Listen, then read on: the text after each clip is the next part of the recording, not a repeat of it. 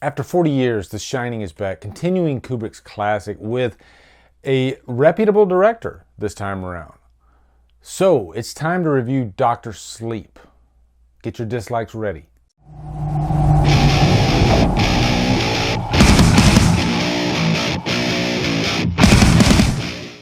Dr. Sleep stars Ewan McGregor, Rebecca Ferguson, Alexandra Esso, and is directed by Mike Flanagan. What's up, guys? It's time to review a brand new horror film, Dr. Sleep, which is a continuation of Stanley Kubrick's classic, which I just reviewed less than a month ago.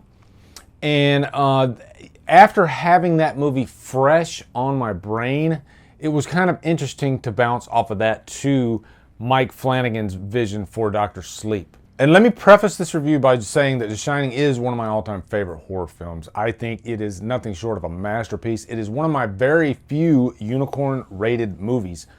So I'm not looking for a movie that's going to live up to that. And of course, there's only one Stanley Kubrick. So I'm looking for a Mike Flanagan movie. I'm not looking for a Stanley Kubrick movie. I get that.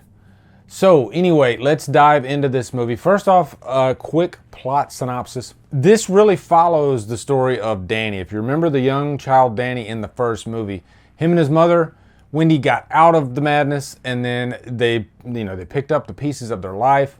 And the beginning of this movie is kind of nice too. It is a section of the movie that I really like. The mother, Wendy, played this time by Alexandra Esso, who, by the way, I met at Spooky Empire back in March, I believe. She was an absolute sweetheart. And at the time, I was singing my praises for Starry Eyes.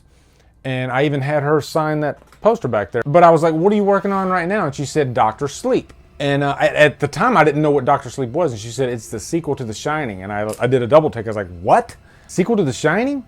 So, and here we are. So I'm reviewing the movie, which is pretty cool. But again, I like this section of the movie, actually. You know, it's fun to kind of pick up right where the last one left off in 1980 and see what Danny's life is like. And I will say, I do think Alexandra Esso did a really good job of continuing the legacy of Wendy. One thing I said in my Shining review is that Shelley Duvall, I don't think she gets enough credit. I think she played that type of character to perfection. It's almost like casting to type, because Shelley Duvall is very much like Wendy. And I think aesthetically, Alexandra Esso actually fills that role quite nice. Also, since we're in that section of the movie, Mike Flanagan actually reshot some key scenes from the original Shining. And of course, you can tell that it's a newly shot scene because of the actors, but the attention to detail, especially with the big wheel going through the Overlook Hotel, I mean, very impressive, very impressive. Then we jump forward almost 40 years later. Really, we jump forward to like 2011 at first, where Danny is an alcoholic, as he probably would be, given what he went through in the past. But then he eventually gets his life back together, and then we jump forward. Then we meet this new character, this young girl, Abra, played by Kylie Curran. She has the same gifts, or I guess you could call them curses, that Danny has. You know, she has the Shining. She can sense when danger is happening, and of course the danger is in the form of humans this time around and not the actual Overlook Hotel. And they're led by Rose the Hat, played by Rebecca Ferguson. Really, this is like a band of gypsies, and this is where I get into my issues with the movie. And by the way, if you notice, in the 1980 portion of the movie, there is an Elm Street, and it's funny because this is called Dr. Sleep. I'm thinking that might have been intentional, which was really cool. But really, guys, you're going to be surprised, because that's about it for my pros for this movie, and I had high hopes. This was one of my most anticipated movies of the year, but I had a laundry list of issues with the movie, actually. Starting with this group of gypsies, I guess I call them gypsies, vagabonds, whatever. I mean, right down to like the performance by Rebecca Ferguson. Yes, she's a really great actress, but I thought her accent in this movie was all over the place. I picked up a little bit of, her British accent mixed with her American. And you could make the claim that, hey, she's a gypsy and she picks up a lot of different accents, but I don't think that's really the character. I think that's Rebecca Ferguson having a tough time with the American accent. Honestly, I could be wrong. If I am wrong, be sure to let me know. But I'm telling you, I was getting mad Kevin Costner vibes from Robin Hood.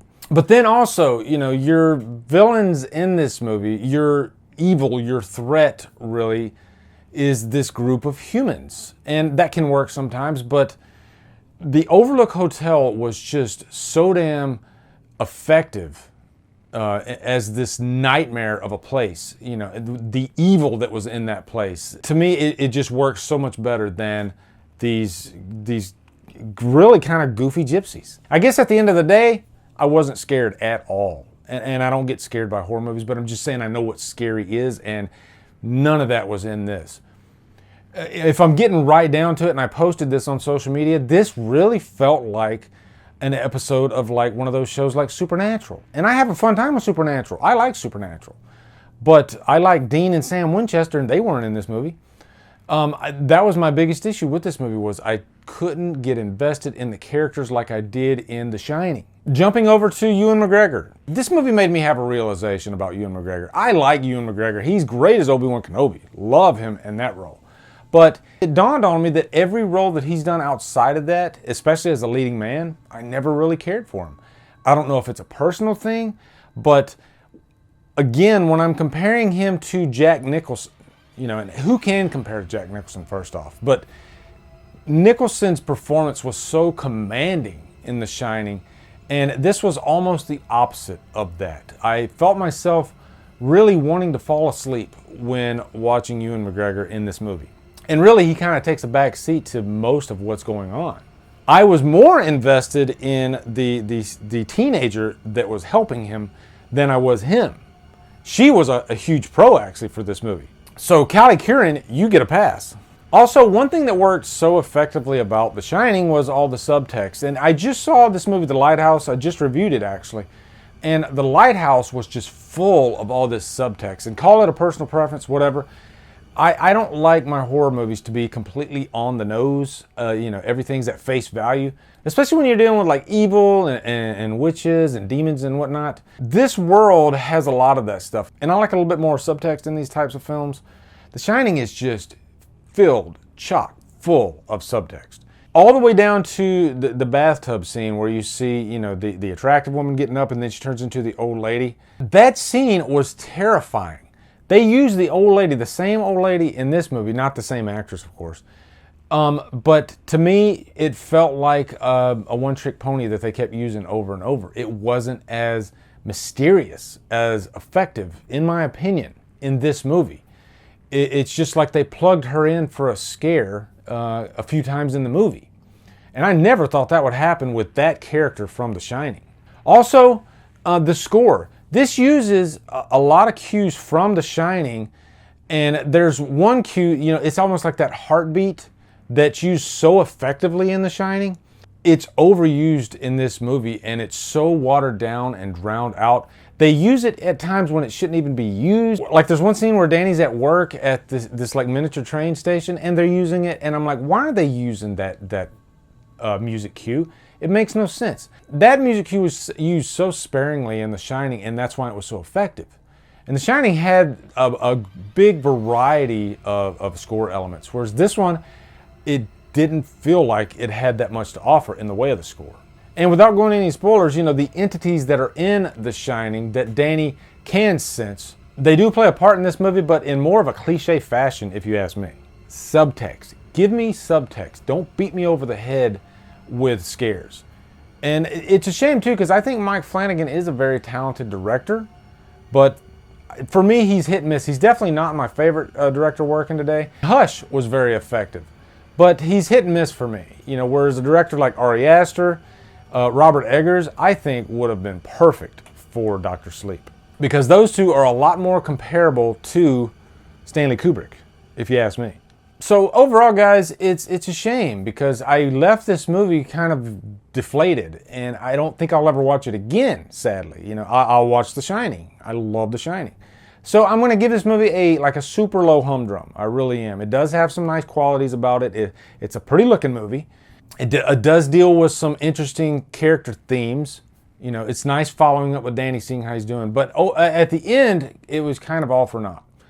So I know I'm going to get a lot of different opinions because I know this movie is being rated really high right now. So I don't know what I missed, but let me know in the comments. Also, be sure to come over to Killer Flicks where we talk horror all day and every day, and on Fridays we do Free for All Fridays. Follow me at Drumdums on Facebook, Twitter, Instagram, and Letterboxd. Anyway, guys, thank you so much for watching. Have a great day, and Drumdum out.